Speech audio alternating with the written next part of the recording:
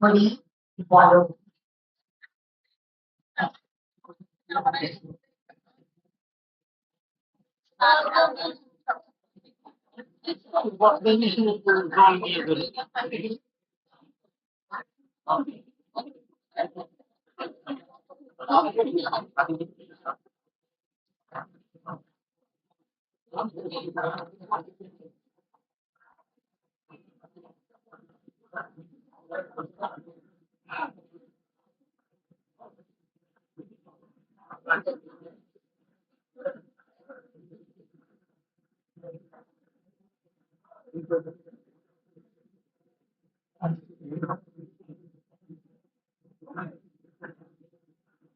দাদা বলছি একটা টিস্যু টিস্যু পেপার টিস্যু হচ্ছে একটা টিস্যু আছে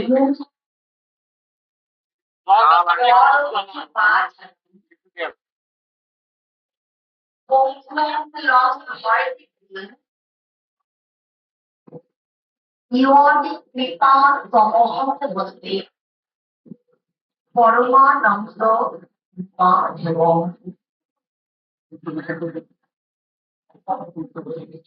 উপস্থিত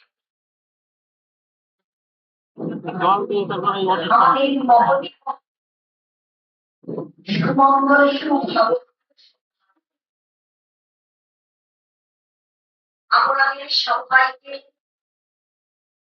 লক্ষ্য করুন। আমাদের অধীন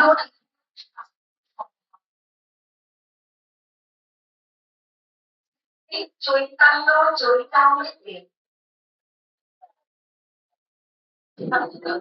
মাধব ভগবানের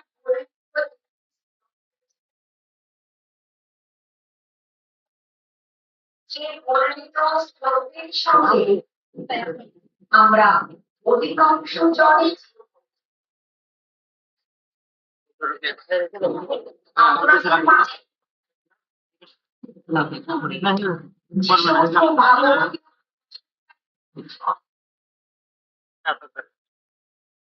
যে সমস্ত লীলাকীর্তনকারী মতকীর্তনকারী জন শ্রী চরণে দান করেন এবং আপনারা যারা বিশেষ করে আমার নিত্য নিত্য নিজ ভগবানের গীতা অধ্যয়ন করেন, আপনারা শ্রীমদ ভগবানের গীতা শাস্ত্রের মঙ্গলাচরণের মধ্যে এই উচ্চারিত বয়ানটি অবশ্যই লক্ষ্য করেছেন।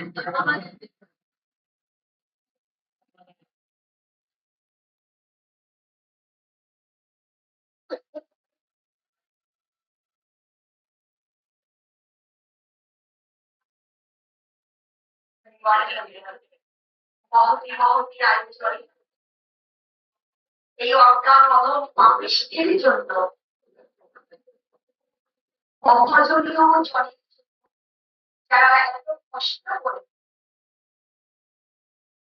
পুষ্প চয়ন করে মালিকা রচনা করেছেন এবং নিজ হস্তকৃত সহস্তকৃত মাল্যদায়ী শ্রী ভগবানকে আমাদেরকে বিভূষিত করেছেন, আমরা শ্রী ভগবানের কাছে বিনম্র নিবেদনে তাদের এহেন নিষ্ঠা, এহেন ভগবানের প্রতি ভক্ত সেবার প্রতি যেন জন্মে জন্মে বর্ধিত হয় সেই প্রার্থনাটা জানায় তাদের শারীরিক মঙ্গলতার কামনা।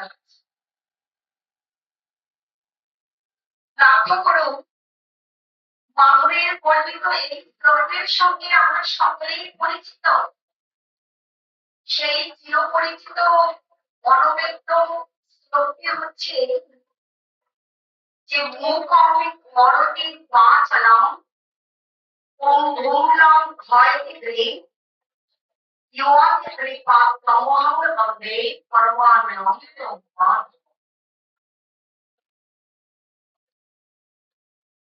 এই অমৃত তাৎপর্যে আমাদের চৈতন্য দর্শন জানিয়েছে যে মানব ভগবানের যদি কোনো অঙ্ক জলের প্রতি বর্ষিত হয় তাহলে সেই অঙ্ক ব্যক্তি মানব ভগবানের কৃপা লাভে গিরিরাজ গোবর্ধনকে পরিক্রমা করতে পারে।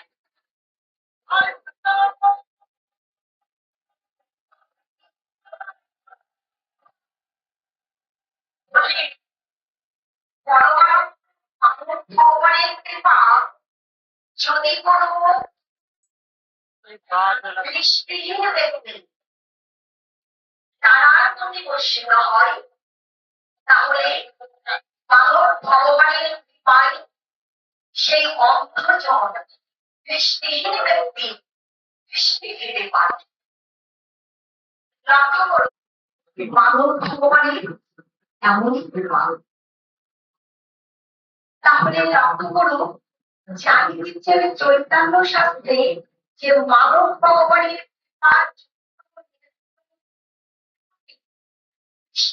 ব্যক্তির প্রতি বর্ষিত হয় সেই দৃষ্টির ব্যক্তি তার দৃষ্টি ফিরে পান। মানব ভগবানের কৃপা যদি কোনো অজ্ঞজনের প্রতি বর্ষিত হয় সেই অজ্ঞ ব্যক্তি হাঁটতে পারেন চলতে পারেন এমনকি গোবর্ধন পর্বতকে পরিক্রমা করতে পারেন লঙ্ঘন করতে পারেন।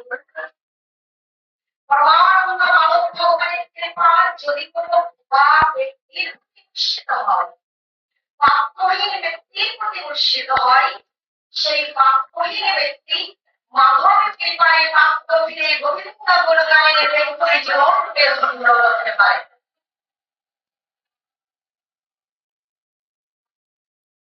জানি কি বাবা সেই মানব ভগবানের কৃপা সকলের প্রতি হয় না। মানব ভগবানের কৃপা লাভ করাটা কঠিন ব্যাপার, দুরূহ ব্যাপার, দুঃসাধ্য ব্যাপার। মানব ভগবানের কৃপা সকলেই লাভ করতে পারেন না, আর সকলেই লাভ করতে পারেন না বিহার পারবেন না বলে আমাদের মতো কলিযুগের জীবের জন্য এই অশেষ বিশেষ ধন্য ধন্য জীবনের জন্য অত্যন্ত অত্যন্ত সহজে সরল একটি পন্থা একটি পথ একটা উপায় আমাদের ঘরে দিয়েছে। আপনারা উপায়টি শ্রবণ করলে ধন্য জ্ঞান আমাদের অখিল নিখিল শাস্ত্রীয় সম্ভাব আমাদের চৈতন্য পার্শ্বদ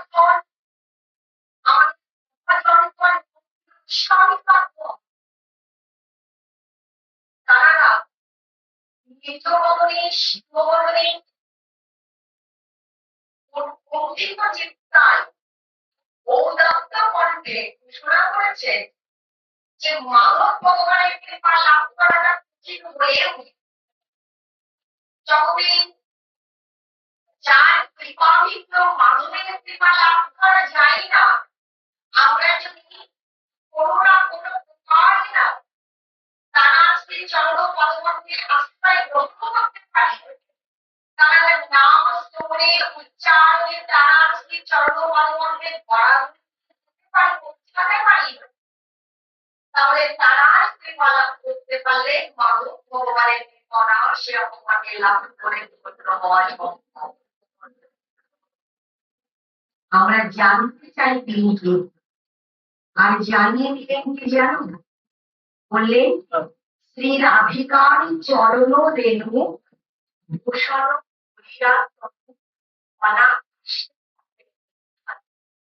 যদি আমরা শ্রীমতী রাধা ঠাকুরানীর চরণ ধুলিতে ধূসরিত হতে পারি, শ্রীমতী রাধা রানীর কৃপা বাড়িতে অবগাহন করতে পারি, রাধা বলে রাধা ভগবানকে মানুষ করতে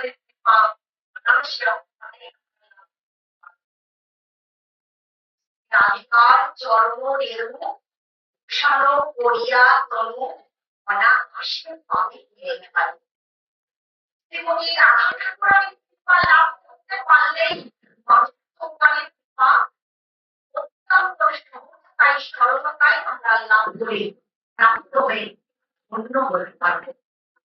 কারণ শ্রীমতী রাধারানী হচ্ছেন অত্যন্ত অত্যন্ত কমল মতির মানুষ, তিনি নরম মনের মানুষ।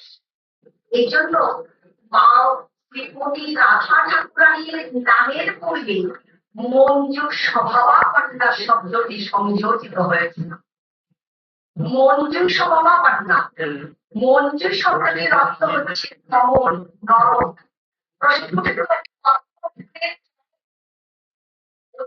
অভিজ্ঞতার নরম কমল।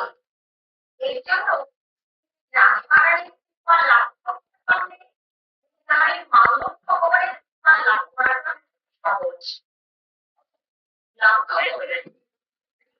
সেই রাধারানীর কৃপা যদি এতটাই সহজে সরল হয়, তাহলে যে রাধারানীর ভাবনা করে এই কলিযুগে আবির্ভূত হয়েছে, অবতরণ করেছেন, প্রকাটে লীলা সম্পাদনে প্রতীয় হয়েছে, সেই লালিনী শক্তির আসমা শ্রীমতী রাধারানীর অঙ্গীকার করে, ভক্ত ভাবকান্তি অঙ্গীকার করে, রাধা ভক্তি সুবলিত তনু ধারণ করে যে শ্রীমান মহাপ্রভু গৌর সুন্দর এসেছে, সেই গৌর সুন্দর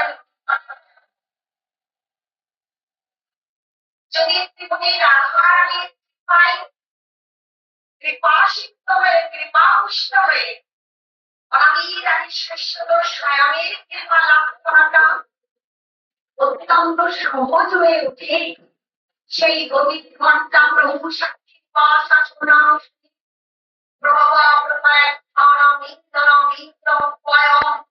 সেই প্রিয় প্রদামিলা সর্বাধিক সাক্ষী সর্বসত্তান, যিনি অচ অগ্নি শব্দ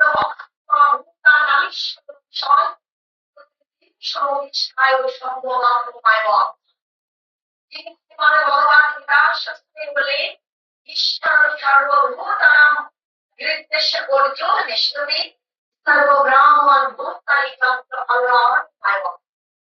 সেই সর্বস্ব অহং সন্নিষ্ঠ মহাস্মৃতিকের অপরাজ্য বেদোচ্চ সর্বরহম বেদ বেদান্ত বেদ বেদমি বেবহ। সেই মানবীরানি শ্রেষ্ঠতম স্বয়ং তার কৃপা যদি শ্রীমতী রাধারানীর করুণায় কৃপার বাহিনীর স্নাত হয়ে লাভ করাটা সহজ হয়, সরল হয়, স্বাভাবিক হয়, তাহলে সেই শ্রীমতী রাধারানীর ভক্তান্তিকে কীর্তিমান মহাপ্রভু যিনি সঠিক ভারতবর্ষের কোনো কাছে আবির্ভূত হলেন, তিনি রাধারানীর মহিমা বিশ্ব পালই পাও।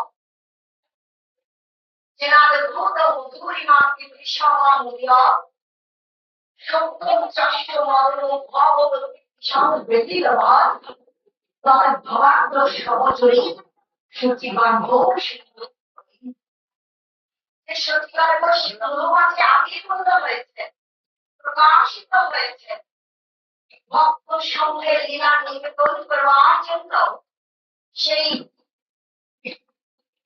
এই বর্তমান ভূমিতে চৌধুরীতে প্রশংসনাই নিত্যালোক দেখে আমাদের এই লোকে নেমে এসেছে। সেই শ্রীমান মহাপ্রভু কত কারুণ্যের প্রতিভূ, কতটা করুণার প্রতি, কতটা করুণা নিয়ে তিনি করুণাবিতার এজন্য মহাপ্রভু করুণার কোন শেষ নাই বাবা। মহাপ্রভুর যে অশেষ বিশেষ করুণা, যে করুণা আমাদের মতো বিশেষ করেছে, এই করুণার কথা বলে শেষ করা যায় না, এটা সম্ভব নয়। আমরা তো তুচ্ছামি তুচ্ছ নিমিত্ত মাত্র সব্যসাচী, আমরা তো মনের কথা মুনি ঋষি ধ্যানী যোগীন্দ্রগণ জ্ঞান তাপস প্রজ্ঞাবান ব্যক্তি জানারা এমনকি দেবেন্দ্রগণ পর্যন্ত এই শ্রীমান মহাপ্রভু গৌরাঙ্গ সুন্দরে অভূতপূর্ব মাধুর্য লীলা ব্যক্ত তথা প্রকাশে ব্যর্থ, তারাও সম্ভব নহে। বুঝতে পারছি? তাহলে মাধব ভগবানের কৃপাটা কত মাধুর্য মন্ডিত, কত মাধুর্য। সেই মাধুর্য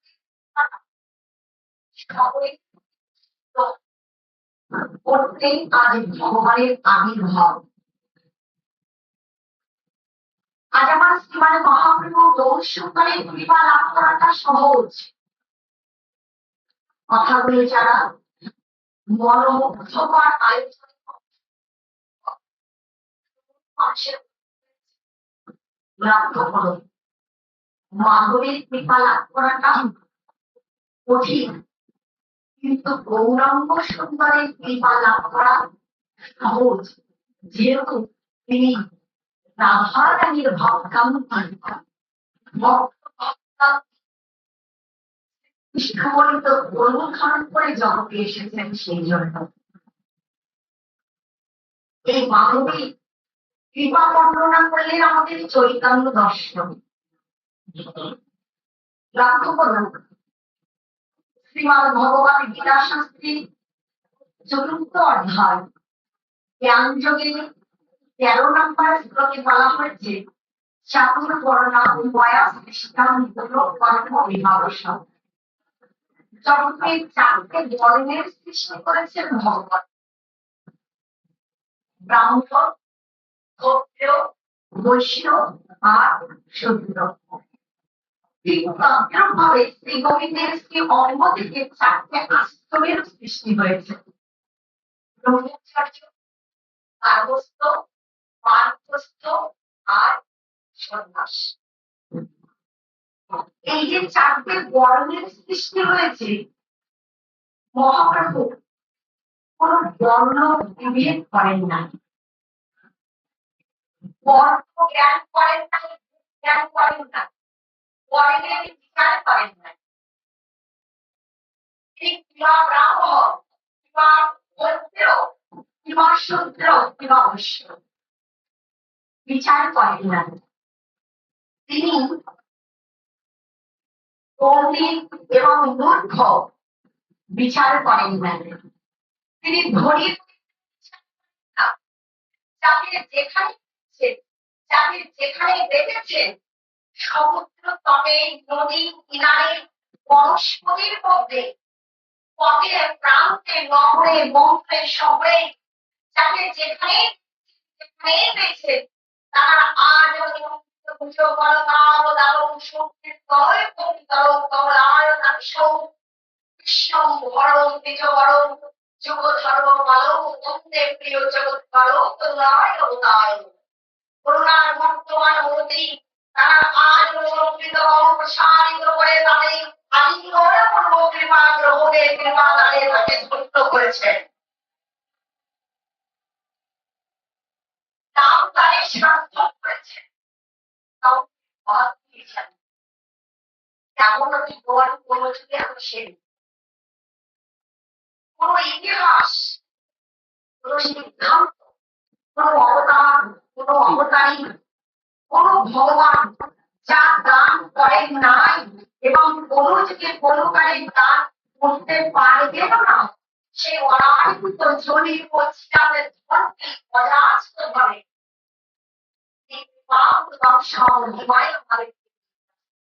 অনাদিত জনি পশ্চাৎ করুণায় অঙ্কিত আলো সমবৈ উন্নত উজ্জ্বল রসম সহ পরিপূর্ণ সুন্দর কলঙ্ক সঙ্গীতা সদাহৃদয় নম্বরে তারা সেই অনাদিত জনি পশ্চাৎ যে বস্তুটা তুলে কখনো কেউ দান পারে না, ভবিষ্যতেও ফিউচার যা কেউ কখনো দান করতে পারবে না, সেই বস্তু দান করা বস্তুটা অযাচিত ভাবে অনাদরে গ্রহণ করেছেন, দান করেছেন। কাউকে বাদ দিয়ে যাননি মহাপ্রভু করুণার মূর্তি, অনন্ত অবতার, প্রেমঘন অবতার, ছন্দ অবতার। একটা দৃষ্টান্ত দিল। বান দেখেছেন ছেলেবেলাতে কিনা? বান নদীতে বয়ে যাওয়া বান দেখেছি কেউ? যখন নদীতে বান আসতে দেখেছি একটি বান, যারা ছোটবেলাতে ছেলেবেলাতে দেখেছি চক্ষুদ্বয় মুখরিত হয়ে ভাবাবেগে সেই ছেলেবেলার ফেলে রেখে আসা দিনগুলোকে ফিরে যায়। যখন নদীতে বান আসতে দেখেছি, এটা কি কেউ কখনো দেখেছেন? দৃষ্টান্ত রাখতে পারবে যে কোনো বস্তুকে নিয়ে গেছে, কোনো বস্তুকে বেছে বেছে রেখে গেছে? এই দৃষ্টান্ত কেউ স্থাপন করতে পারবো কি? নদীতে বান এনেছে আমাদের সকলের সমুদায় বস্তুকে, সকল বস্তু সমূহকে তরঙ্গায়িত করে জলধারায় ভাসিয়ে নিয়ে যায়।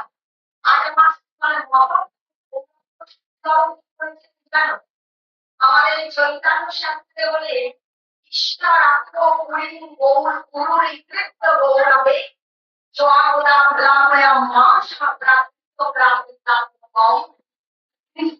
ঈশ্বর পরিপদের চরণাস্থায় গ্রহণের সমগ্র জীব জগৎকে নাম অন্যায় প্রেম অন্যায় প্লাবিত করে নিয়ে যাচ্ছেন, ভাসিয়ে দিয়ে যাচ্ছেন। এবার মহাপ্রভু গৌরাঙ্গ সুন্দর ভক্তি চাঙ্গাই বেছে বেছে কৃপা করেন না, যাকে যেখানেই পেয়েছেন দেখেছেন তাকেই কৃপা করেছেন। এই জন্য বলে চৈতন্য শাস্ত্রে চৈতন্য চন্দ্রের দয়া করব বিচার, বিচার করিলে চিত্তে পাবে চমৎকার। চৈতন্য চন্দ্রের দয়া, যে দয়া যে দান সেটা যদি আমরা চার বিষয়ে বিবেচনা করি, চার বলি না আমাদের চমৎকার আমরা চমৎকারিক পূর্ণ হই। এই মহাপদার্থ অর্থাৎ কাউকে যে বেছে বেছে কৃপা করেন, ওই সবাইকে কৃপার বাড়ি দ্বারায় সিদ্ধ করেছেন, তার এই ধারাবাহিকতার আলোকে আমরা একটু অসাধারণ করে শ্রবণ করি। কথাগুলোকে ধ্যান দিয়ে কৃপা করুন। সুবিষয় আমরা এখানে আসবার পূর্বে কীর্তনীয় গণ হয়ে কীর্তন আচার্যগণ যারা নরোত্তম দাস ঠাকুর মহাশয় প্রেমভক্তির মহাজন, সকলেই বলি প্রেমভক্তির মহাজন মহারাজ নরোত্তম দাস ঠাকুর মহাশয় ভক্তি ঠাকুর মহাশয় জয় জয় তাই গৌর সীতারাম প্রেমানন্দে। এই প্রেমভক্তির মহারাজের মহাজন নরোত্তম দাস ঠাকুর মহাশয় এবং শ্রীরা ভক্তি বিনোদের ঠাকুর মহাশয় গণবেদ্য ভজন পরিবেশনায় আপনারা মোহিত মনোরঞ্জন করছিলেন আপনাদেরকে। সেই আনন্দ ঘন আলোচনে আমরা এই অদ্ভুত অদ্ভুত প্রয়াসগুলো শব্দগুলো শ্রবণ করছিলাম। আমরা তাদের থেকে শুনেছিলাম রায় রামানন্দ ভবানন্দ যারা পিতামহে আমার ভক্তিতে ভুলে গেছেন। এই গৌর ভজাগণের মধ্যে গৌর অনুরাগী ছিলেন অত্যন্ত অত্যন্ত গৌর কৃপাসিক্ত কৃপা অভ্যুষ্ট ছিলেন, কৃপাধন্য ছিলেন সেন সেবানন্দ। সেন সেবানন্দ তিনি রথযাত্রার উৎসব উপলক্ষ করে প্রত্যেক বছর স্থানীয় যত যত আত্মীয় স্বজন পরিজন আছে, পরিবারের জন আছে, পরিচিত বর্গ যারা তাদের সবাইকে নিয়ে উড়িষ্যা প্রদেশে পুরীধাম নামে খ্যাত যে পূর্ণ পবিত্র স্থানটি, যেখানে শ্রীক্ষেত্র সংঘমিত্র নামে পরিচিত আখ্যায়িত করা হয়েছে। সেই পরিধামে গমন করতেন, যাত্রা করতেন। এই সেন সেবানন্দের নিজের পরিবারের যতজন সদস্য ছিলেন, যতজন তাদের তিনি গ্রাম প্রতিবেশে আত্মীয় স্বজন পরিচিত বর্গ যারা যারা ছিলেন তাদের সবাইকে তিনি পরিধামে যাত্রা। এই পরিধামে যাত্রা করবার পিছনে দুইটা কারণ ছিল। একটি হচ্ছে গৌণ কারণ, আরেকটি হচ্ছে মুখ্য কারণ। একটি হচ্ছে পুরো কারণ, আরেকটি হচ্ছে মুখ্য কারণটি কি ছিল জানো? শ্রীমান মহাপ্রভু গৌরাঙ্গ সুন্দরের দর্শনের আবির্ভূত আর গৌণ কারণ ছিল জগন্নাথের বলদেব সুভদ্রা দেবীকে দর্শন করে তারাদের রথের রশি ধরে নীলাচল নিবাসায় নিত্যায় পরমাত্মনে বলভদ্র সুভদ্রা শ্রী জগন্নাথায় নমঃ।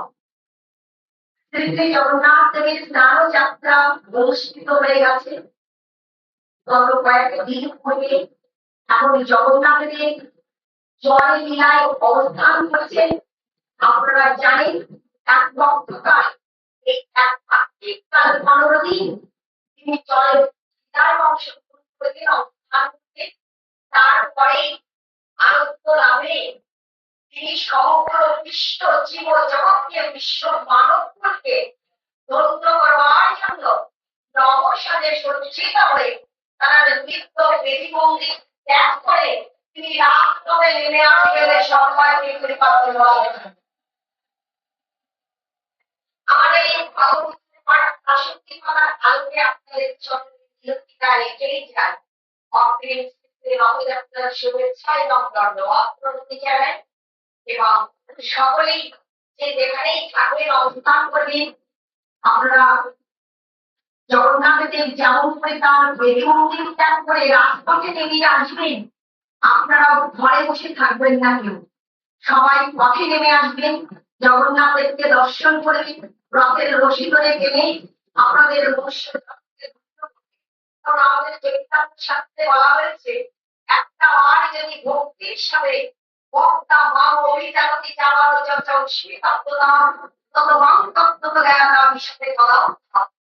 ভক্তি দিয়ে যদি যদি জগন্নাথ বলদেব সুভদ্রা দেবীকে রথে আরোহণ করবার রথে অবস্থায় দর্শন করা যায়, রথের সূচককে যে ধ্বজা রয়েছে পতাকা রয়েছে দর্শন করা যায়, যে চক্র রয়েছে তারাকে দর্শন করা যায়, আর রথের রশি ধরে রজ্জু ধরে দড়ি ধরে যদি টান দেওয়া যায় তার আর জগন্নাথ কৃপায় পুনর্জন্ম হয় না। জগন্নাথের এই জন্য আপনারা এই পুত্র পবিত্র রথযাত্রার আয়োজনে সকলেই অংশগ্রহণ করবেন। আপনারা সকলেই জগন্নাথ দেবকে দর্শন করে রথের রশি ধরে টানবেন। তো এই জগন্নাথকে দর্শন করা এটা ছিল গৌণ উদ্দেশ্য, আর মুখ্য উদ্দেশ্যটা ছিল মহাপ্রভুকে দর্শন। কেন? যার যেখানে স্বাভাবিক প্রেম, মহাপ্রভুকে দর্শন এটাই ছিল মুখ্য উদ্দেশ্য, মুখ্য কারণ। এই জন্য সেন সেবানন্দ একজন দুজনকে নয়, লক্ষ্য করুন নক্ষত্রের দিকে ধ্যান দিন।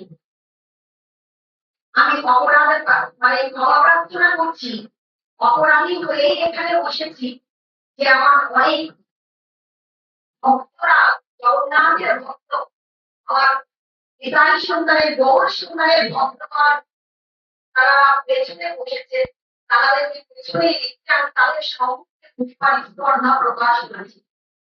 সেই জন্য আমি ক্ষমা প্রার্থনা করছি। আশীর্বাদ বলে শ্রীমান মহাপ্রভু ও সুন্দরের দর্শন করাটাই ছিল মুখ্য উদ্দেশ্য, মুখ্য কারণ। আর সেই সুন্দর সেন সেবানন্দ সমস্ত ভক্তদের মহাপ্রভুর দর্শন কৃপায় ধন্য করবার জন্য নিজের ব্যক্তিগত অধ্যায় বাড়ি তাদেরকে নিয়ে দেবেন। নিজে যে অর্থ উপার্জন করতেন সেই উপার্জিত অর্থ ব্যয় করে খরচ করে খরচা করে সবাইকে মহাপ্রভুর দর্শনের সুযোগ দান করতেন। এই ভাবনায় তিনি এই তাদের ভূমিকায় অংশগ্রহণ করতেন যে অর্থ অনর্থ, আবার অর্থই পরমার্থ। আমাদের মহাজন্মায় বলে যে উপার্জিত অর্থ দিয়ে ব্যক্তি উদ্দেশ্যকে চরিতার্থ করবার মানুষের আমি আমাকে কেন্দ্র করে সেই ব্যয়ের দ্বারা সংসারের বন্ধন সৃষ্টি হয়। কথাগুলো কতটা আপনাদের হৃদয়কে স্পষ্ট করলো আমি জানি না। বলে আমি আমাকে কেন্দ্র করে উদ্দেশ্য করে নিজের ব্যক্তি সাধনে যে উপার্জিত অর্থগুলো ব্যয় ক্ষয় করা হয় সেই ব্যয়ের দ্বারা ক্ষয়ের দ্বারা সংসারে বন্ধনের সৃষ্টি হয়।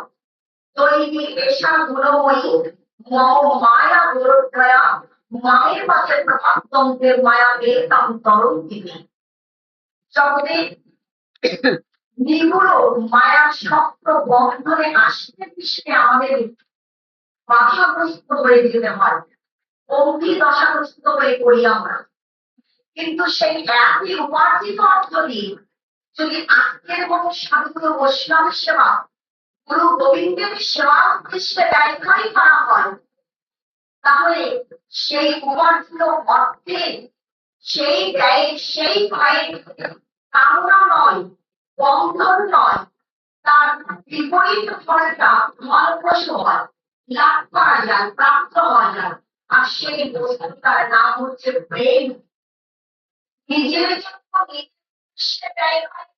কামনা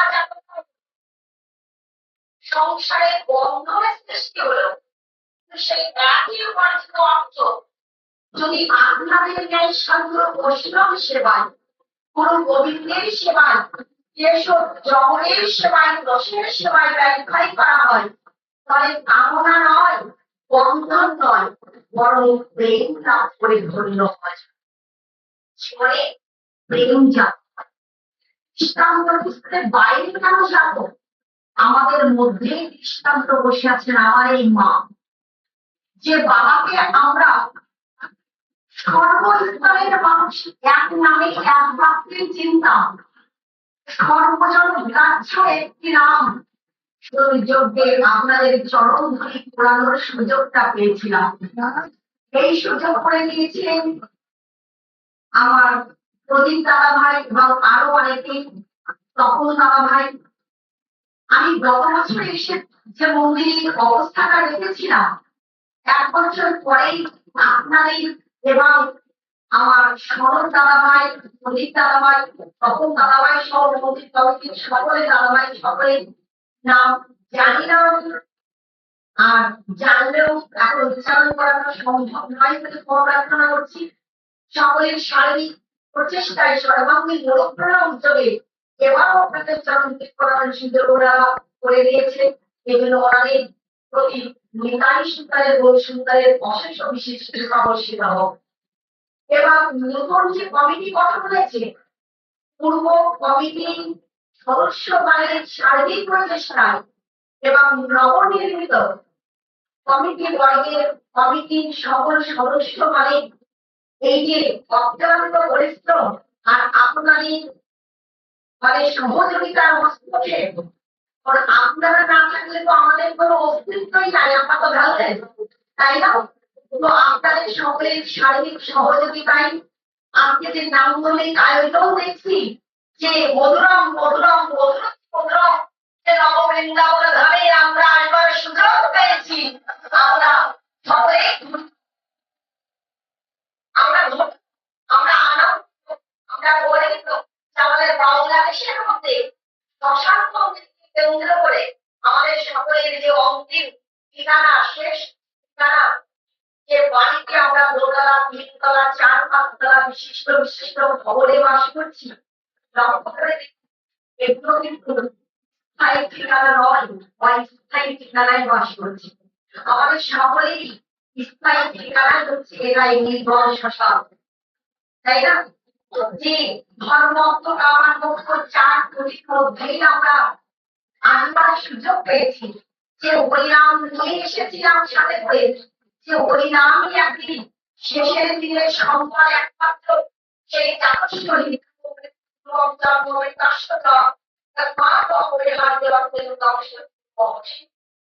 জন্ম যখন হয়েছে মৃত্যু তো একদিন হবে, জন্ম যখন হয়েছে একদিন না একদিন মৃত্যু সাধন করতেই হবে, জন্ম যখন হয়েছে একদিন না একদিন মৃত্যুকে আলিঙ্গন করতেই হবে।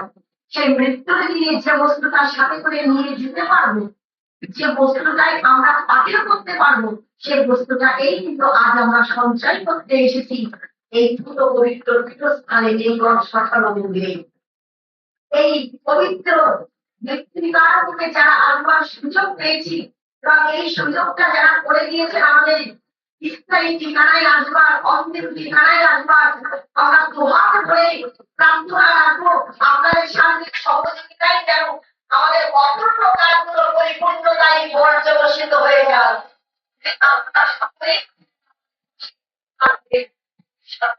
তাই আমরা আশাবাদী আশা তো এরও এই যে এরাই তো দৃষ্টান্ত বাইরে কারো যে আমরা কি এরাই দৃষ্টান্ত একই উপার্জিত অর্থ দিয়ে যদি এরও সাধু বৈষ্ণব সেবা ও দরিদ্রের সেবা, মাঙ্গলিক মন্দিরের জন্য, শ্মশান মন্দিরের জন্য আমরা কিছু করতে পারি, আমরা দান করতে পারি, কিছু দিতে পারি, এইগুলোই দেখবেন অক্ষয় অভ্যায় হয়ে থাকবে।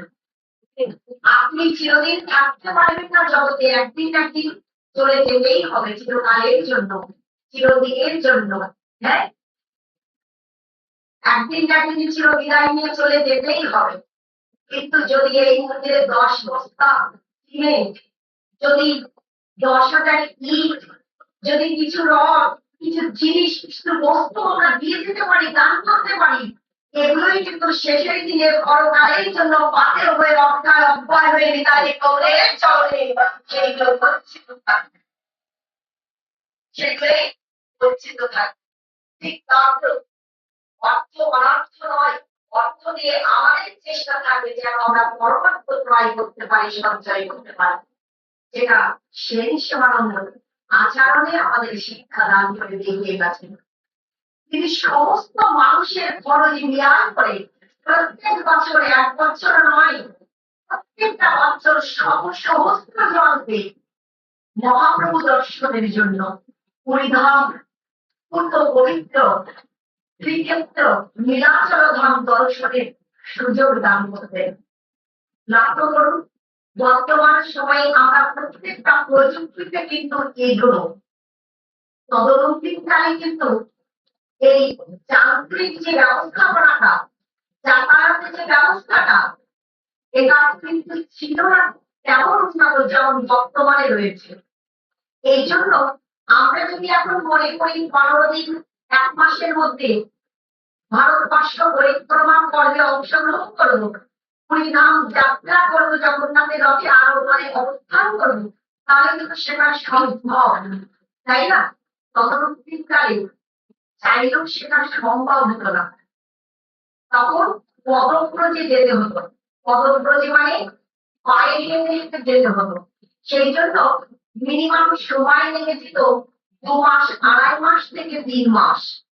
বুঝতে পারছি না এতগুলো সময়, এতগুলো দিন, এতগুলো মানুষের খাওয়া দাওয়া থাকবার যথাযথ ব্যবস্থাপনা, সমস্ত কিছুর দায়িত্ব গ্রহণ করতে সেন সেবানন্দ। এটা স্বাভাবিক কথা নয়। সেবারও দিয়েছেন, সাথে স্ত্রী দিয়েছেন, পুত্রগণ দিয়েছেন, মহাপ্রভুকে প্রতিনিধিত্ব করেছেন। মহাপ্রভু যখন সেবানন্দকে ডেকে জিজ্ঞাসাবাদ করেছেন, কুশল বিনিময় করেছেন, সেন সেবানন্দ প্রতিউত্তরে ভূমিকায় দাঁড়িয়ে বলেছেন, প্রভু তুমি যেমন দেখেছো তেমনই আছি। মহাপ্রভু সেন সেবানন্দকে ডেকে বলছেন, সেবানন্দ জানো তো এবারও না তোমার স্ত্রী গর্ভবতী, তো তাই এবারও তোমাদের আলোকিত উদ্ভাসিত করে জ্যোতির্ময় একটা পুত্র সন্তানের জন্মগ্রহণ। আর সেই পবিত্র সন্তানের জন্মটা না এই পুরী মাটিতেই হবে, পুরী ধামেই হবে। তাই নবগামী অগ্রিম নামকরণ করলাম আমি তুলিদাস। মহাপ্রভুকে প্রণতি নিবেদন করে সমস্ত ভক্তগণ সাথে করে 3 মাসের অধিক 4-5 মাস ধরে পুরী ধামে সমস্ত ভক্তগণ অবস্থান করেছিলেন। মহাপ্রভু একদা সমস্ত ভক্তদের আহ্বান করে একতাভূত করে একত্রিত করে নির্দেশ প্রদান করেছিলেন, যাও, অনেক দিন তো হয়ে গেল, তোমরা আমার কাছে আছে, আমার নিবাসে রয়েছে, আমার শ্রমিকে রয়েছে, এবার তোমরা যার যার গৃহে প্রস্থান পর্বে অংশগ্রহণ করো। মহাপ্রভুকে প্রণতি নিবেদন করে সবাই ফিরে এসেছিলেন।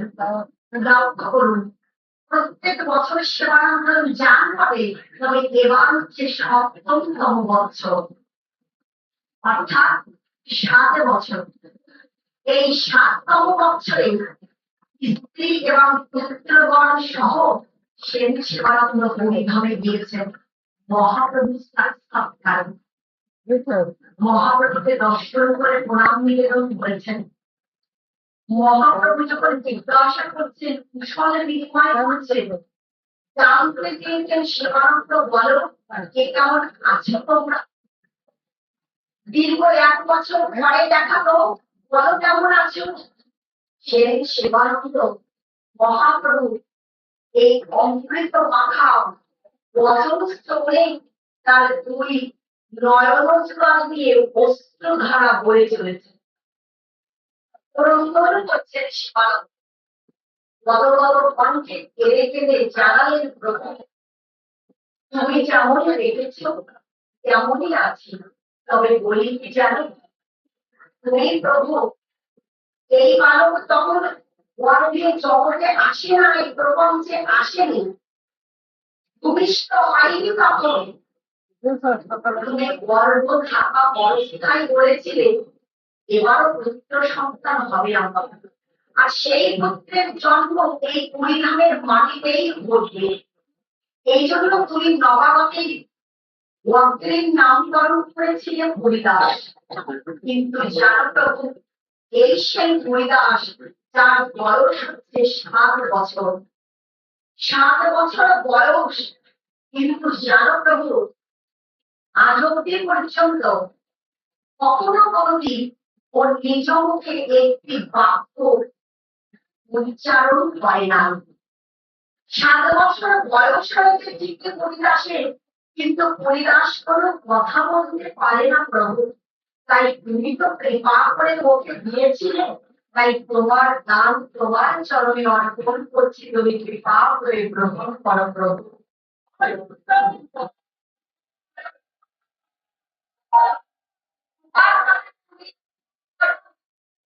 এই বালকের বয়স 7 বছর হয়ে গেছে, তথাপিও কথা পারে না, তাই তুমি কৃপা করে ওকে দিয়েছিলে, তোমার দান তুমি গ্রহণ করো। সেই সেবানন্দকে মহাপ্রভু বড় অন্তর থেকে ভালোবাসতেন। সেই সেবানন্দের 2 চোখের জল মহাপ্রভুকে বড় ব্যতিব্যাপ্ত করে তুলল, চঞ্চল করে তুলল, ব্যথিত করে তুলল। কারণ কি জানেন? মহাপ্রভু করুণার প্রতি তিনি না কাউকে কাঁদিয়েছেন, না কারো চোখের জলে তিনি দর্শন করে রেখে সহ্য করতে পারেন।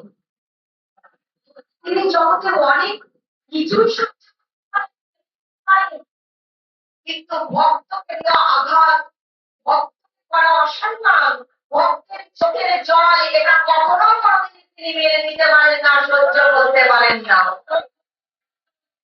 এজন্য সেই সেবা জলধারা মহাপ্রভুকে বড় ব্যথিত করে তুলল, সহ্য করতে পারলেন না মহাপ্রভু।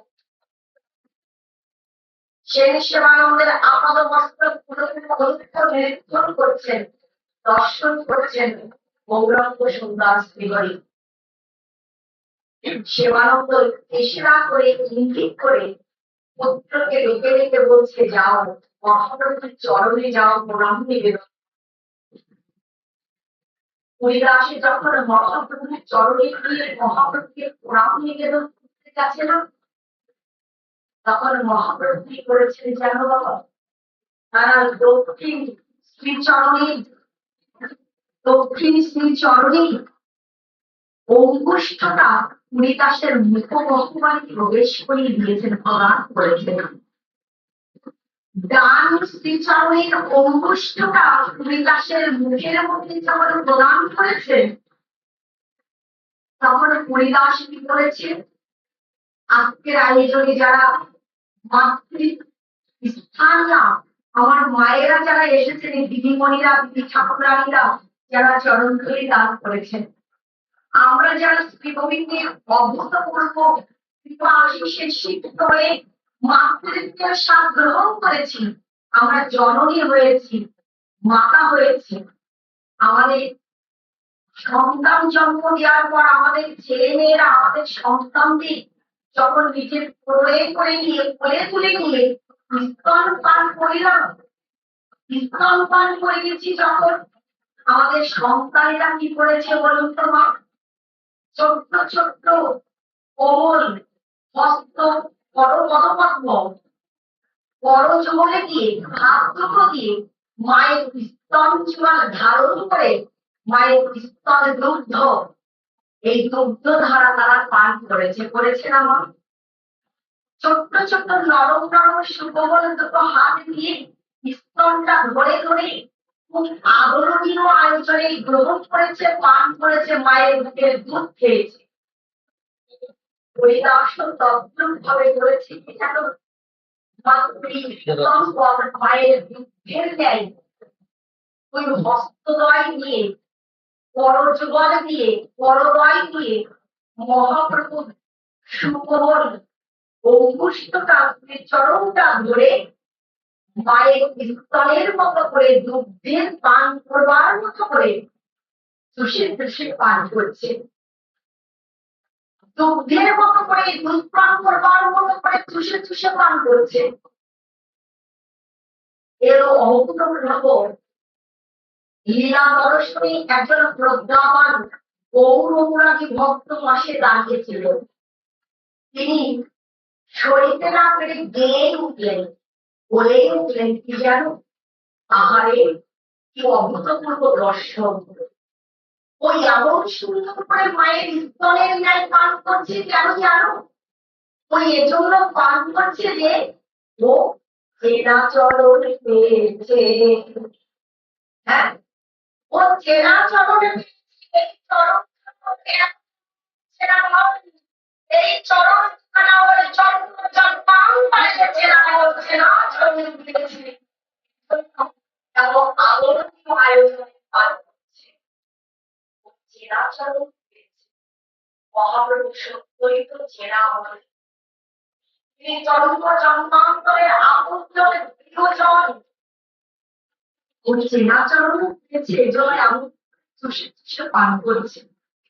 মহাপ্রভু দেখলেন কি জানো? যে মহাপ্রভুর চরণ পুষ্ট পান করতে করতে, চুষে চুষে পান করতে করতে তার মুখের দুপাশ দিয়ে ঘেনা গেঁজা গড়িয়ে গড়িয়ে পড়ছে। মহাপ্রভু দর্শন করেছেন যখন, আস্তে করে হরিদাসের শ্রীবদন থেকে, মুখ গহ্বর থেকে সেই চরণখানা সরিয়ে নিয়েছেন। সরিয়ে নিলেন কেন জিজ্ঞাসা করবেন না? মহাপ্রভুর চরণটা তো হরিদাস পান করছিলেন দুগ্ধের মতো, ছড়িয়ে কেন নিলে? বললেন এই জন্য নিলে যে বেশি যদি পান করে তাহলে প্রেমের দিবস হয়ে যাবে, বেশি যদি পান করে প্রেমের অবশ হয়ে যাবে, প্রেমে আলু থালু হয়ে যাবে। কারণ মহাপ্রভু এই করান, তাই না? প্রেম করবে বাণী হয় স্নেহ মান প্রণয় রাগ অনুরাগ ভাব। সেই মহাভাবের তোমার মুরব্বী হচ্ছেন শ্রীমতী রাধারানী, আর রাধারানীর রক্তাক্ত দিয়ে মহাপ্রভু এসেছেন, তাই আমাদের মস্তকে প্রেমময় করাতে পড়া, প্রেমময় প্রস্তুতি করা মহাপ্রভু। তাই প্রেমময় বস্তু যদি প্রেমটা যদি বেশি পান করে তাই প্রেমে অমাস হয়ে যাবে, বিপদ হয়ে যাবে, প্রেমে আলু হয়ে যাবে, নিজেকে ধরে রাখতে পারবে না। এই জন্য চরমখানা সরিয়ে নিয়ে বালককে ডেকে ডেকে বলে বালক একটিবার কৃষ্ণ বল, ওই বালক একটিবার কৃষ্ণ বালক। বালক কৃষ্ণ বলতে পারে না, চুপ করে দাঁড়িয়ে আছে। পুনরাবৃত্তি ঘটিয়ে মহাপ্রভু আমার অভিপ্রায় বললেন, বালক কৃষ্ণ বালক। বালক বালক কৃষ্ণ তাকে আক্ষেপ করে অনুরাগের অভিমানী রায় রামানন্দকে ডেকে ডেকে বললেন, স্বরূপ দামোদরকে ডেকে ডেকে বললেন, রায় রায় রামানন্দ, আমি কত বোনের বাপকে ডেকে ডেকে কৃষ্ণ বলালাম, কত বোনের বাপকে কৃষ্ণ বলালাম, আর এই শেষ দাস আমার বাক্য মেনে কৃষ্ণ বলল না। আজ রায় রামানন্দ মহাপ্রভু সম্বন্ধে অভিজ্ঞ, মহাপ্রভু সম্বন্ধে বিজ্ঞ। তিনি মহাপ্রভুকে যতটা অন্তরে নিয়ে মন দিয়ে চেনেন, ভালোবাসেন, এমন কেউ কাছে থেকে চেনেনি। সুধীজন দৃষ্টান্ত এর মহাপ্রভু, শোনো রায়, আমি জগতে এসেছিলামই তো নাম প্রচার করতে, লোকের প্রেমধন হরিনাম সংকীর্তন। সেই লোকের প্রেমপূর্ণ ধন অজান্ত মনের অকাতরে বিতরণ করবার জন্য আমার এই গৌর অবতার। আমি নিত্যানন্দকে দিয়ে, রামাচার্য ব্রহ্ম হরিদাস ঠাকুরকে দিয়ে, শুনো শুনো নিত্যানন্দ, শুনো হরিদাস, সর্বত্র গৌরাজ্ঞা করো প্রকাশ, প্রতি ঘরে ঘরে গিয়া করো এই ভিক্ষা, বলো কৃষ্ণ রহ কৃষ্ণ রহ কৃষ্ণ।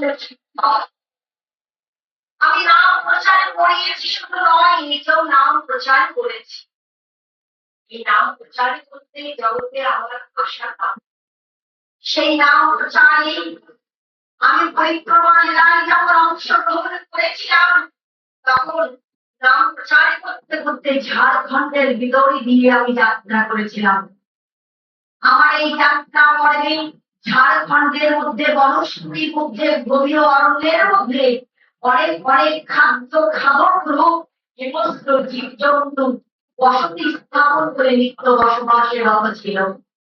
আমি যখন ঝাড়খণ্ডের ভিতরে গিয়ে দুই বাহু উত্তোলিত করে, দুই বাহু প্রসারিত করে, মনোভাবে সর্বস্ব সমার্পিত মনোভাবে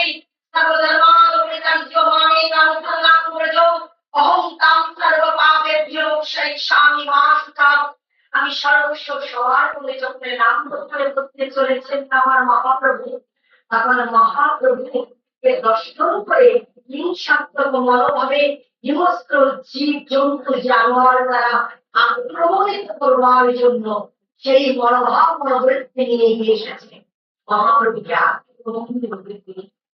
কিন্তু মহাপ্রভুকে সামনে নিকটে যখন সমীপে যখন তারা এসেছেন, মহাপ্রভুর দিব্য অপ্রাকৃত চিন্ময় রূপ লাবণ্য মন্ত্রিত অঙ্কজনী অঙ্ক কান্তি আনন্দ লীলাময় বিগ্রহায় হিমাবদিব্যশ্রমী সুন্দরায় হে তস্মৈ মহাপ্রভু রসপ্রদায়। সেই প্রেমময় মহাপ্রভুর পদান্ততা প্রেম উন্মত্ততা দর্শন করে রূপ লাবণ্য মন্ডিত কান্তি মূর্তি পাইবার দর্শন করে তারা তাদের হিংসা ভুলে গিয়ে মহাপ্রভুর সাথে নিত্য কীর্তন করেছিলেন। তারা নাম প্রভুর সংস্পর্শে মহাপ্রভুর কৃপা লাভে অভিষিক্ত হয়েছে। এতে অপরের খাদ্য আর জল খাওয়া সত্ত্বেও তাদের হিংসাত্মক মনোবৃত্তি সেগুলি জলান্তরে দিয়েছিলেন, বিসর্জনে দিয়েছিলেন। আমরা বিস্তারিতে যাচ্ছি না বলে ভেঙে ভেঙে বলছিলাম। বনের মধ্যে যারা বসবাস করছিলেন, অবস্থান করছিলেন, তারা ছিল একে অপরের খাদ্য আর খালো। সেই হিংসাত্মক বিসর্জন দিয়ে মহাপ্রভুর বাক্য মেনে তারা মহাপ্রভুর সাথে সেদিন নৃত্য প্রদর্শন করেছিলেন। সেদিন একে অপরকে প্রেম আলিঙ্গন করেছিলেন, একে অপরকে জড়িয়ে ধরেছিলেন, সেদিন নাম করেছিলেন। তাদেরকে নামময় করে প্রেমময় প্রেম গানে ধন্য করে মহাপ্রভু মুক্তলিত প্রসারিত করে নাম কীর্তন করতে করতে চলেছে। আমার মহাপ্রভু আবার এসে ভবাবে সেই পথের তারা স্মরণ করেছিলেন ব্যাঘ্র মহাশয়। পশুকুল পরিব্যাঘ্র মহাপ্রভু কতটা কালুকের প্রতিভু, কতটা কৃপাময় দয়ালু কৃপালু, কতটা অভূতপূর্ব কৃপালয়ে আমাদের করেছে, এই কথাগুলো না শুনলে বুঝতে পারতাম, বোঝা যাবে না। মহাপ্রভু নাম কীর্তন করতে করতে যখন চলেছে, সেই বরফের বনস্পতির পথের ধারে স্মরণরত হয়ে আছেন ব্যাঘ্র মহাশয়। হিমস্থ বাঘ শুয়ে আছেন।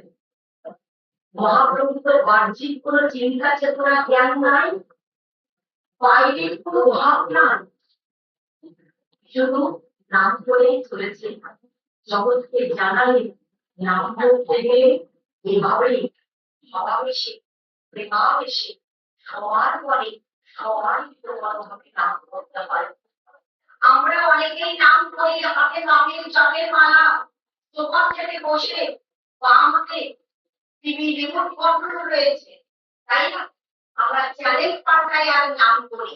এ নামটা হয় না বাবা, এ নামটা হয় না। নাম করতে হয় মহাদ্ভুত করে, যেমন করে তিনি আচারণে শিক্ষা দিয়ে গেছেন। আচার করেন যেমন না করেন প্রচার, প্রচার করেন যেমন না করেন আচার, আচার প্রচারের দুই কার্য সেই জগতে, সেই জগতের কার্য হয় আচার্য। সমগ্র বিশ্বমানবের আচার্য হয়ে একটু পারমাত্ম হয়ে তিনি শিক্ষা দিয়ে গেছেন। বাইরের কোনো দৃষ্টি নাই, লক্ষ্য করুন, বাইরের কোনো লক্ষ্য তার নাই। ভাবাবেশে প্রেমাবেশে নামময় মহাপ্রভু প্রেমময় মহাপ্রভু নাম আবেশে বাঘের গায়ে ব্যাঘ্র মহাশয়ের গায়ে যখন শ্রীচরণে স্পর্শ করেছে, তখন দিয়েছে তাকে দেখে সর্বনাশ। বাঘের গায়ে পা লেগে গেল, সকলের মধ্যেই তো পরমাত্মা স্বরূপ সত্তা বিরাজমান।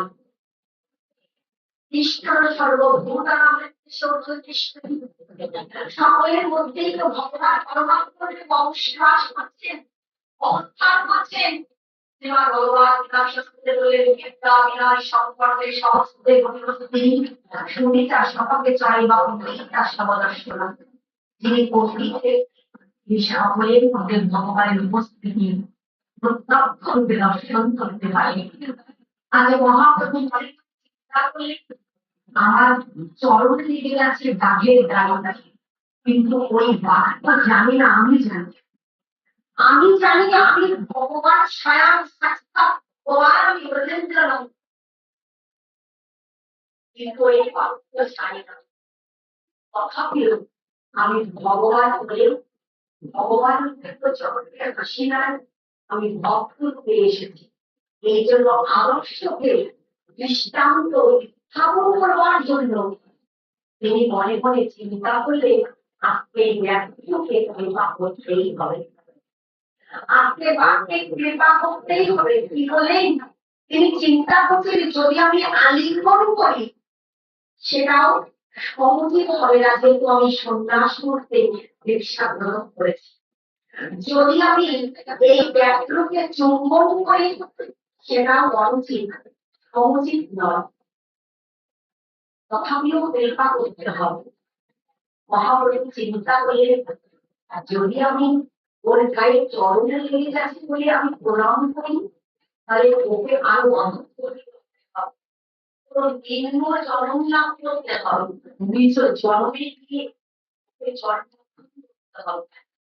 এটা করা যাবে। লক্ষ্য করুন, আমার মায়েরা শ্রবণ করুন, বড়দের গায়ে পা লেগে গিয়ে আমরা প্রণাম করি তো করি, ছোটদের গায়ে যদি চরণ লেগে যায়, পা লেগে যায়, চুম্বন করি। হ্যাঁ, মহাপ্রভু ভাবে ব্যক্তিও সমুচিত হবে, তথাপিও কৃপা করতেই হবে। এজন্য মহাপ্রভু ওই বাঘের মস্তক করি, তারা চিন্ময় হস্ত স্পষ্ট করি রেখে রেখে বললেন, ওই ব্যাঘ্র একটি বার কৃষ্ণ বল। বাক্যে রেখে রেখে মহাপ্রভু বললেন, ওই বাঘ কৃষ্ণ বল। মহাপ্রভুর বাক্য মেনে মহাপ্রভুর চাঁদ বলনের দিকে তাকিয়ে সেদিন ব্যাঘ্রের ভাষায় গুলিতে বাক্যে কৃষ্ণ বলেছিলেন। আপনারা যারা ভগবান কথাই মনোনিবেশ ঘটিয়েছেন, আজকের এই কথা সাক্ষী হয়েছেন যারা, আপনারা রোমাঞ্চিত হয়ে যাবেন, পুলকিত হয়ে যাবেন, শিহরণে জাগবে আপনাদের হৃদয়ে, অন্তরে, মনে, চিত্তে। যদি এই সমাজের কোনো ব্যক্তিকে দেখে, পরিবারের অঞ্চলের কোনো মহল্লার কোনো ব্যক্তিকে দেখে আমরা সাক্ষী তাহার গ্রহণে এই অ্যাডভাইসটা, এই নিবেদনটা রাখি, তিনি পদুত্তরে আমাদের জানান কি জানে, যে নিরামিষ আমার মানুষে খাই নাকি, ওই শাক পাতা মুখে কি গায়ে শক্তি পারে, বল পারে। আমাদের প্রচেষ্টা, আমাদের দুচোখে কত স্বপ্ন, কত আশা, আমাদের ছেলে মেয়েরা লেখাপড়া শিখবে, তারা কোয়ালিফিকেশনধারী হবে, উচ্চশিক্ষায় শিক্ষিত হয়ে উঠবে, বড় হয়ে তারা ডাক্তার, ইঞ্জিনিয়ার, গবেষক হবে। এত স্বপ্ন নিয়ে তাদের বড় করছি, নিরামিষ খেলে সেগুলো স্বপ্ন পূরণ হবে কি? জবাবগুলো, উত্তরগুলো এহেনও আসবে। তারা পক্ষান্তরে একটি করে একাদশী তারা আগে পরে নিরামিষ খাওয়ার কথা বললেও মেনে নিতে চায় না। কিন্তু যে বাঘ, হিংস্র জন্তু, যে বাঘ আর প্রধান খাদ্যের মেনুটা, খাদ্যের তালিকার প্রধান যে খাদ্যটা, আপনারাই ডিসাইড করুন না, নির্ণয় করুন না কি সেটা। একটা বন্য প্রাণী, বন্য পশু বাঘ, তার খাদ্যের তালিকার প্রধান খাদ্য কি বাবা? মাংস। তো এই মাংসাশী প্রাণী যার মাংস আহার না খেলে, আহার না করলে যার ক্ষুধার পরিতুষ্টি ঘটে না, যার ভূমি নিবৃত হয় না, ক্ষুধা নিবারিত হয় না, নিবারণ হয় না, ক্ষুধা মেটে না, সেই বাঘ যেদিন মহাপ্রভুর বাক্য মেনে কৃষ্ণ কৃষ্ণ বলেছিল, সেদিন থেকে আর কখনো কোনোদিন তার আমৃত্যুকাল পর্যন্ত কারোর প্রতি হিংসাত্মক মনোভাব ব্যক্ত করে আর মাংস ভক্ষণ গ্রহণ করে। যেদিন থেকে মহাপ্রভু বাক্য মেনে শিরোধার্য করে কৃষ্ণ কৃষ্ণ বলেছিল, সেদিন থেকে মৃত্যুরাত পর্যন্ত কখনো কোনোদিন আর মাংস গ্রহণ করেনি। সাত্বিক আহার করে নামামৃত সুরা পান করতে করতে তার দেহ অবসানে, জীবন অবসান ঘটিয়েছিল। তথাপিও কারো প্রতি আজ মহাপ্রভু সেই উদ্ধৃতটাই রায় রমানন্দকে রেখে রেখে দিলেন। রায় কত গুণের বাক্যে রেখে কৃষ্ণ বলালাম, অথচ এই হরিদাস, এই বালক আমার বাক্য মেনে না কৃষ্ণ বলল না। মহাপ্রভু আক্ষেপের সুরে বললেন। রায় রামানন্দ আগেই বললাম, মহাপ্রভুকে নিজের করে কাছের থেকে জানেন, চেনেন। তাই মহাপ্রভুর মনোভাব থেকে মহাপ্রভুকে ঢুকে ঢুকে বলছেন, প্রভু তুমি তো সর্বজ্ঞ, তুমি তো সবকিছু জানো প্রভু, তুমি সকল বিষয় সম্বন্ধে অবগত প্রভু। এই বালক হরিদাস এ শুধুমাত্র গোয়াতাই নয়, তুমি তো জানো প্রভু এই বালক গোয়া এবং কানাও। এ যেমন মুখে কথা বলতে পারে না, তেমনি করে কানেও শুনতে পারে না প্রভু। এজন্য ব্যক্তি জীবনে না কিছু শুনেছে, না কিছু বলেছে, আজকে যে তুমি ওকে বলছো কৃষ্ণ বলো, এই কথাটা ওর ব্যক্তি জীবনে ও আজ প্রথম শুনেছে। কৃষ্ণ বলো এই কথাটা ও আজ প্রথম শুনেছে। আর এই কৃষ্ণ বলো কথাটাকে শ্রবণ করে ও বীজ মন্ত্র রূপে গুরুবাক্য রূপে গ্রহণ করেছে প্রভু। ও বীজ মন্ত্র রূপে গুরুবাক্য গ্রহণ করেছে। তুমি তো জানো প্রভু, বীজ মন্ত্র গুরুমন্ত্র যন্ত্র তন্ত্র মন্ত্রে নাই, যেখানে সেখানে যার তার নিকটে কাছে ব্যক্ত করতে নাই, বলতে নাই। এই জন্য কিছু বলছে না, আর সেই জন্য তুমি কষ্ট নিও না প্রভু। মহাপ্রভু রায় আমাদের প্রশ্নের প্রত্যুত্তরে ভূমিকায় দাঁড়িয়ে বলছেন, রায় তুমি মিথ্যা বলনি, কথাটা সঠিকই বলেছ।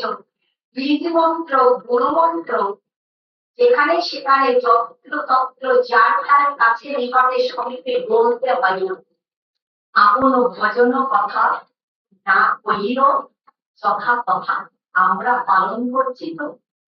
আর তাকে দেখো, আমাদের বেডরুম থেকে রান্নাঘর কিচেন, সেখান থেকে ঠাকুর ঘর, ঠাকুর ঘর থেকে শুরু করে বাথরুম পর্যন্ত এমন কোন ঘটনা আছে যা পাবলিক প্লেসে নিয়ে আসছি না, যা মিডিয়াতে তুলে ধরছি না?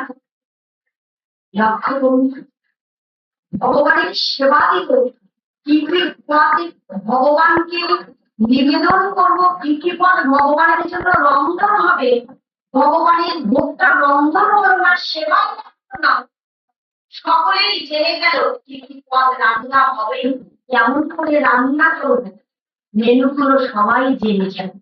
ভগবানের সেবার আগে সবাই আমরা জানতে পারি, জেনে যাই, সবার দর্শন ঢোকে। বলুন না, ওই রন্ধনকৃত ভোগ সামগ্রী ভগবান গ্রহণ করেন তো? গ্রহণ করেন তো?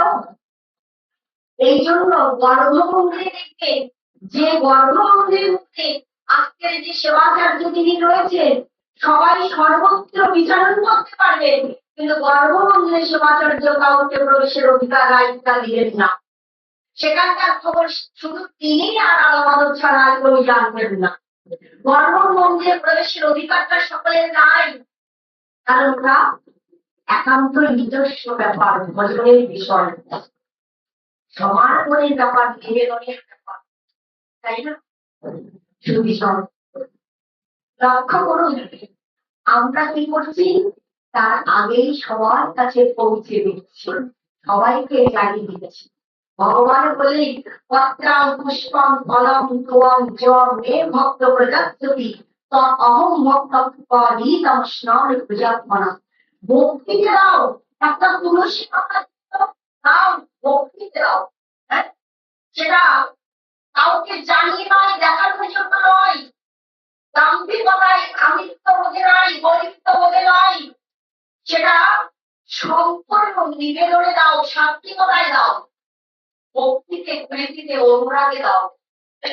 যদি পুষ্প না থাকে, তুলসীর পাতা দাও, হ্যাঁ, মনোময় পুষ্প দাও, ভক্তির ফল দাও, তুমি তোমাকে দিয়ে দাও, যেমন করে দিয়েছিলেন বিদুর পদ দাও, নিজেকে সমর্পণ করে দিয়েছে, তাই না? এমন করে নিজেকে সমর্পণ করে যদি একটা তুলসীর পাতা, যদি এক কলসি জল, জলে যদি না থাকে দু ফোঁটা চোখের জল যদি ভগবানকে দেওয়া যায়, যদি ভগবান সেটা সারাতে গ্রহণ করে। সুবিষয় আমার মহাপ্রভু কি করেছিলেন জানো? সেন শিবানন্দ রায় রামানন্দ সবার সম্মুখে রায় রামানন্দের কতগুলো শ্রবণ করছেন। হ্যাঁ রায়, তুমি ঠিকই বলেছ, আপন ভজন কথা সর্বত্র পাঠতে নাই, পরিবেশন করতে নাই, বলতে নাই, কিন্তু রায় এই কৃষ্ণ বল কথাটা যদি ও গুরুমন্ত্র বীজমন্ত্র গ্রহণ করে থাকে, তাহলে নাইবা কথাটা নাইবা বললেন, কিন্তু হরিদাস তো অন্য কথাও বলতে পারবে, ও অন্য কথাও তো বলতে পারে, তথাপিও তো কিছু বলছে না। রায় রামানন্দ মহাপুরুষকে ডেকে ডেকে বলছি, প্রভু ভাই, তুমি একটা বার অনুমতি দাও, তুমি একটা বার এই বালককে পরিদাসকে নির্দেশ করো, ও ঠিকই দেখবে তোমার নির্দেশ পালন করে অন্য কিছু তোমায় শোনাবে, অন্য কিছু ও বলবে, তুমি বলতে নির্দেশ দাও। রায় রামানন্দের বাক্য মেনে মহাপ্রভু তখন বললেন, ওহে বালক, কৃষ্ণ বলো এই কথাটা, এই শব্দ ব্রহ্মটাকে যদি তুমি বীজ মন্ত্র রূপে গ্রহণ করে থাকো, এই বাক্য ব্রহ্মটাকে যদি তুমি গুরু মন্ত্র রূপে গ্রহণ করে থাকো, তাহলে এই কথাটা না হয় তুমি উচ্চারণ নাই বা করলে, কিন্তু অন্য কিছু তো বলতে পারো, অন্য কিছু তো বলতে পারো। যেমনি না মহাপ্রভু অন্য কথা বলবার নির্দেশ প্রদান করেছে, মহাপ্রভুর বাক্য শিরোধার্য করে হরিদাস বড় জোরে বিনম্রতায় বলে উঠলেন, শুনতে চান না কি বললেন? যে বালক জীবনে কখনো কোনোদিন কথা বলেনি, জীবনে কখনো কোনোদিন জিহ্বা দ্বারা শব্দ ব্রহ্ম ঝঙ্কার ধ্বনি উচ্চারণ করেনি, আজকে মহাপ্রভুর বাক্য মেনে নির্দেশ মেনে প্রথম শব্দ ব্রহ্ম উচ্চারণ করলেন। আমাদের চৈতন্য দর্শন সাক্ষী হয়ে জানালেন আমাদের, বললেন কি জানো? বসো কুবলায় মগ্ন, রঞ্জন রস মহেন্দ্র পরিতম, বৃন্দাবন রমণীরম, মন্ডল অখিলম হরির জয়। মহাপ্রভু